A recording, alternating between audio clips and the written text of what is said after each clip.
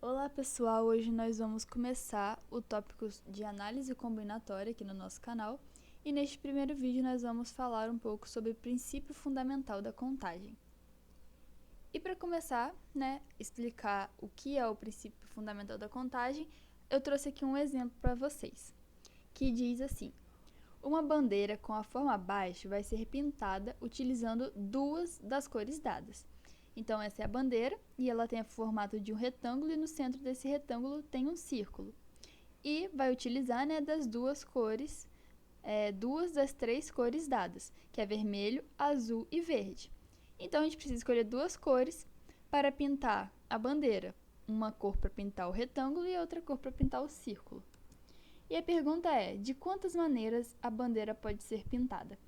É aqui então que nós vamos começar a ver o que o princípio fundamental da contagem nos ajuda. Porque nós precisamos saber quantidade de maneiras que a bandeira pode ser pintada. E como que nós vamos calcular isso de forma rápida? Primeiramente, vamos pensar um pouco como que a gente pode descobrir qual a quantidade de maneiras que a bandeira pode ser pintada.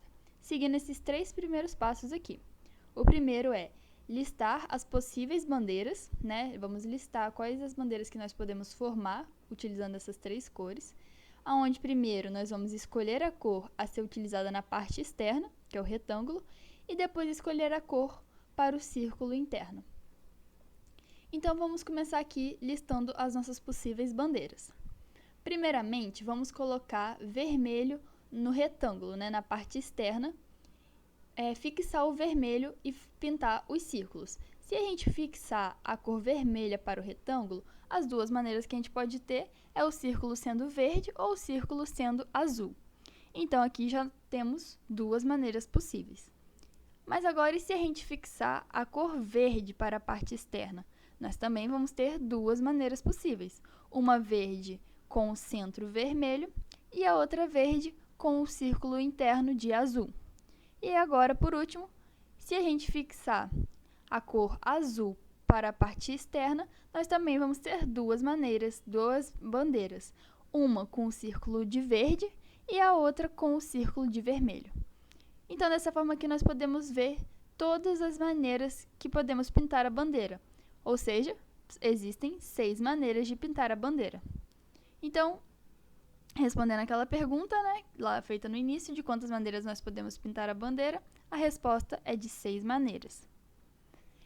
Então, eu vou mostrar para vocês a árvore das possibilidades, que é um tópico dentro do princípio fundamental da contagem. A árvore das possibilidades é nada mais nada menos que criar como se fosse uma árvore, colocando todas as possibilidades possíveis da questão. Então, vamos fazer aqui a nossa árvore das possibilidades nessa questão da bandeira.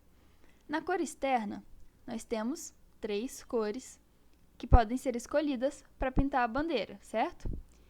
Se na primeira a gente escolhe vermelho, nós temos 2 possibilidades para ser a cor do círculo, que pode ser verde ou pode ser azul. Mas se a cor externa for verde, como na segunda bolinha, nós também temos 2 maneiras de escolher a cor do círculo, que pode ser vermelha ou azul. E se a cor externa escolhida for azul, como demonstrado aqui na bolinha azul, nós também vamos ter 2 maneiras de escolher a cor do círculo, podendo ser vermelha ou verde.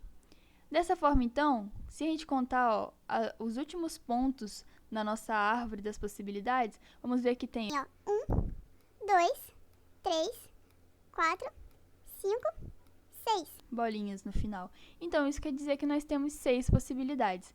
Nós fizemos aqui, então, a árvore das possibilidades, onde no final nós vamos poder descobrir quantas possibilidades nós temos, quantas maneiras nós temos para resolver aquele problema.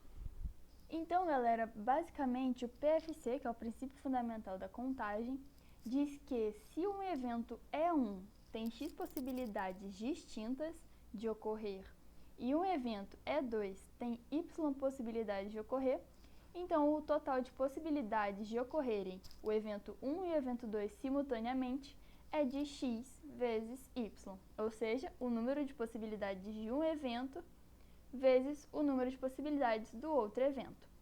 Lendo assim, vocês podem ter ficado um pouco perdidos, mas Vamos voltar lá no nosso exemplo para a gente ver como que esse princípio de multiplicar a probabilidade de um evento vezes o outro funciona. Aqui na nossa árvore da possibilidades, da nossa bandeira, nós tínhamos 6 possibilidades. Nós podemos dividir a cor externa como o evento 1 é 1 e a cor do círculo como o evento 2 é 2. E ali naquele texto nós lemos, que se o E1 tem x possibilidades de ocorrer, o E2 tem y possibilidades, para a gente saber a possibilidade total é só multiplicar. Quantas possibilidades nós temos para a cor externa? Nós temos 3 possibilidades, certo? Que pode ser a cor vermelho, verde ou azul. E aí, quando a gente escolhe a cor externa, quantas possibilidades sobram para a cor do círculo? Se vocês perceberem, sempre sobram 2 possibilidades para a cor do círculo. Então, o número de possibilidades do E2 nesse caso vai ser 2, enquanto que o evento 1, que é a cor externa, são 3 possibilidades. Então, como nós lemos lá no texto, é só multiplicar o número de possibilidades para achar a possibilidade total, que nesse caso então vai ser 3 vezes 2. 3 porque nós temos 3 possibilidades de cor externa e 2 porque nós temos 2 possibilidades. Olha aqui, sempre temos 2 possibilidades para escolher, para a cor do círculo. Então, 3 vezes 2, que vai dar 6. Por isso que nós temos 6 possibilidades de montar a nossa bandeira. Então, agora vamos ver outros exemplos para a gente colocar em prática isso que nós acabamos de ver, o princípio fundamental da contagem. Nesse primeiro exemplo aqui, esse exemplo vem nos perguntando quantos são os números de 3 algarismos distintos. Primeira coisa que a gente tem que ver ao ler essa pergunta é destacar a palavra distintos, que significa que em um número, os algarismos que o compõem, eles devem ser diferentes. Então, vamos ver aqui quais são os números de possibilidades para cada algarismo. Se são 3 algarismos, vão ser como se fossem 3 eventos. Então, nós vamos multiplicar 3 números, Vamos multiplicar as possibilidades. E quantos algarismos que nós podemos utilizar para compor esse número? Vocês concordam comigo que são esses números aqui, que são os números principais que a gente aprende? De 0 ao 9? Esses são os algarismos que nós podemos ir encaixando para formar o nosso número de 3 algarismos. Então, vamos pensar aqui. Vamos começar da esquerda para a direita. O primeiro algarismo que nós podemos colocar para compor o nosso número de 3 algarismos, quantas possibilidades nós temos? Vocês concordam comigo que o 0, ele não pode entrar nesse primeiro algarismo aqui, porque se nós tivermos um número de 3 algarismos que começa com 0, 0 à esquerda não vale nada, então ele vai deixar de ser um número de 3 algarismos. Então, dessa forma, os números que nós podemos colocar aqui no primeiro algarismo do nosso número pode ser o 1, o 2, o 3, o 4, 5, 6, 7, 8 e o 9. Ou seja, nós temos 9 possibilidades. Nós podemos colocar 9 números aqui. Então, para o primeiro número, para o nosso evento 1, o número de possibilidades é 9. Agora, qual é o número de possibilidades para o nosso segundo algarismo? Dessa vez, o 0 pode entrar, certo? Só que vocês devem se lembrar do que está escrito no enunciado. Os algarismos, eles devem ser distintos, ou seja, se eu coloquei um número aqui na primeira casa, no primeiro algarismo, eu não posso repetir ele na segunda casa. Então, se agora eu tenho 10 possibilidades, porque o 0 entra, e se o 0 entra eu vou ter 10 possibilidades, eu vou ter que tirar uma possibilidade, porque uma delas já foi usada na primeira casa. Então, dessa forma, vou ter também 9 possibilidades, porque eu vou ter que tirar um número que eu já usei na primeira casa. Tirando o número, 10 menos 1 vai ficar com 9 possibilidades. E agora, quantas são as possibilidades para o último algarismo do meu número? Aqui o 0 também pode entrar, então 10 possibilidades. Mas como a gente deve lembrar, o número deve ser composto por algarismos distintos. Então, se eu já usei um número na primeira casa e se eu já usei um outro número na segunda casa do meu número, e eles não podem se repetir, então o meu número de possibilidades vai ser todos esses números aqui, menos 2, porque 2 deles eu já usei para minhas duas primeiras casas, para os meus 2 primeiros algarismos. Então, 10 menos 2 vai sobrar 8. Então, 8 é o número de possibilidades que nós vamos ter para o último número, para o último algarismo do nosso número. E como nós vimos, para a gente calcular o número total de possibilidades, é só a gente multiplicar a possibilidade de cada evento.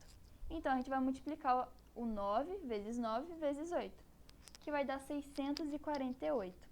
Então, respondendo à pergunta, a quantidade de números de 3 algarismos que nós podemos formar e sendo os algarismos distintos, a resposta é 648 algarismos. Então, vamos ver aqui esse próximo exemplo, que diz o seguinte: dispondo de 4 homens e 4 mulheres, quantos casais de um homem e uma mulher é possível formar? Então, nós vamos resolver este problema também utilizando o princípio fundamental da contagem. Para começar, a gente vai ter que identificar o número das duas possibilidades aqui para a gente poder multiplicar. Duas possibilidades porque nós temos, que escolher um homem, então é como se fosse o primeiro evento, e dentro desse primeiro evento nós temos 4 possibilidades, e o evento 2, que seria escolher uma mulher, na qual nós temos 4 possibilidades, porque são 4 mulheres e 4 homens que nós temos à disposição. E antes de resolver esse problema, eu quero dar 2 dicas para vocês, para sempre que vocês forem resolver qualquer problema de análise combinatória que envolva princípio fundamental da contagem ou outros problemas de análise combinatória. O primeiro, que diz respeito à postura que você deve ter em relação ao exercício. Você deve resolver sempre o problema em primeira pessoa, para isso te ajudar a entender melhor o problema. Igual nesse aqui, vamos nos imaginar na frente dessa disposição de homens e mulheres, e nós vamos ter que formar casais, escolhendo um homem e uma mulher dentre 4 homens e 4 mulheres. Então você tem que se pôr ali, se colocar no problema, que isso vai te ajudar bastante. E a segunda dica é sobre divisão, que é para você dividir o problema em etapas mais simples. Como assim? Dividir entre, como eu disse lá no início, o evento 1 e o evento 2. Você descobrir quantas possibilidades tem para o evento 1 e quantas possibilidades tem para o evento 2. Então, dividir o problema em etapas mais simples para você não se perder. Essas são as 2 dicas que podem te ajudar bastante a resolver problemas de análise combinatória. Então, agora voltando para o nosso exemplo aqui, nosso evento 1 e nosso evento 2, nós podemos dizer que é o primeiro escolher um homem e depois escolher uma mulher. Então, primeiro aqui, quantas possibilidades de homens que nós temos para poder escolher? Vocês concordam comigo que 4 possibilidades. Até porque são 4 homens que têm à disposição para ser escolhidos. E no evento 2, que seria escolher uma mulher, quantas possibilidades nós temos para escolher uma mulher? Nós temos também 4, pois na nossa disposição tem 4 mulheres. Então, como disse lá no início para vocês, para achar a possibilidade total aqui seria a quantidade de casais formados, nós temos que multiplicar o número de possibilidades de um e de outro. Então, vai ser 4 vezes 4, que vai dar 16. Então, a resposta é que nós podemos formar 16 casais quando nós temos à disposição 4 homens e 4 mulheres. Então, agora nós vamos para o nosso último exemplo, para vocês terem uma noção melhor de como aplicar o princípio fundamental da contagem. Esse último exemplo aqui que diz o seguinte para nós. Um grupo de 4 alunos, Ana, Gabriel, Maria e João, tem que escolher um líder e um vice-líder para um debate. De quantas maneiras é possível fazer essa escolha? Então, vamos começar. Aqui nós temos 2 eventos, podemos dizer assim, Que como se fosse o evento 1, vai ser o líder, e o evento 2 vai ser o vice-líder para formar essa dupla, certo? Então, vamos começar vendo quantas possibilidades nós temos para escolher o líder. O líder, vocês concordam comigo que pode ser tanto a Ana, Gabriel, Maria e João, Ou o João. Então, para escolher primeiramente um líder, nós vamos ter 4 possibilidades. E agora, para escolher um vice-líder, imagine que eu escolhi o líder. quantas possibilidades vão sobrar para um vice-líder. Se você escolheu um aluno dentre 4, 4 menos 1 vão sobrar 3. Então, a quantidade de possibilidades para um vice-líder vai ser 3. Então, para eu achar a possibilidade total, eu vou ter que multiplicar esses números de possibilidades. 4 vezes 3, que vai dar 12. Então, existem 12 maneiras de fazer essa escolha. Escolher um líder e um vice-líder dentro de 4 alunos. Aqui vocês têm que prestar muita atenção, por isso que é importante se colocar no problema, para vocês perceberem que aqui o segundo número de possibilidades vai ser 3, vai diminuir 1, porque dentre esses 4 alunos, um já vai ter sido escolhido para ser líder. Então, o número de possibilidades para vice-líder vai diminuir em 1. Isso é muito importante se atentar. E para mostrar para vocês que realmente são 12 maneiras, aqui embaixo vamos montar a árvore de possibilidades. Imagine que para líder eu escolhi a Ana, então vamos fixar a Ana, que está aqui, ó, Ana. Se a Ana for líder, de quantas maneiras eu posso escolher o vice-líder? De 3 maneiras. Pode ser o vice-líder Gabriel, a Maria ou o João. Então, pode ser a Ana com um desses 3. Então, aqui já temos 3 possibilidades. Depois, se eu fixar o Gabriel. Se eu fixar o Gabriel, o vice-líder vai poder ser a Ana, a Maria e o João, enquanto que o Gabriel, ele é o líder. Então, eu vou ter mais 3 maneiras de escolher essa dupla de líder e de vice-líder.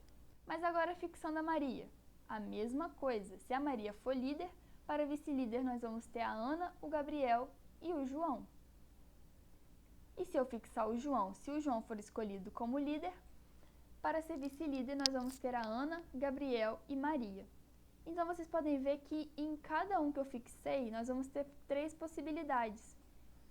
Ó, 1, 2, 3, mais 3, que vai dar 6, mais 3 possibilidades, que vai dar 9, com mais 3 possibilidades, que vai dar 12, que é nada mais, nada menos o resultado que nós encontramos aqui em cima. Então, basicamente, pessoal, o princípio fundamental da contagem, ele vem nos ajudar a facilitar as nossas contas, para a gente não ter, quando nós nos depararmos com um problema assim, para a gente não ter que ficar desenhando a árvore de possibilidades, pois ela demanda de um tempo. Então, buscando economizar esse tempo que pode ser perdido enquanto você vai fazendo a árvore de possibilidades, o princípio fundamental da contagem vem justamente para facilitar esses cálculos. Até porque é muito mais fácil multiplicar 4 vezes 3 e de cara encontrar 12 do que ficar fazendo todo esse desenho aqui embaixo, certo? Então, pessoal, é isso por hoje. Esse é o nosso primeiro vídeo sobre análise combinatória. Ao longo da semana nós vamos ter mais.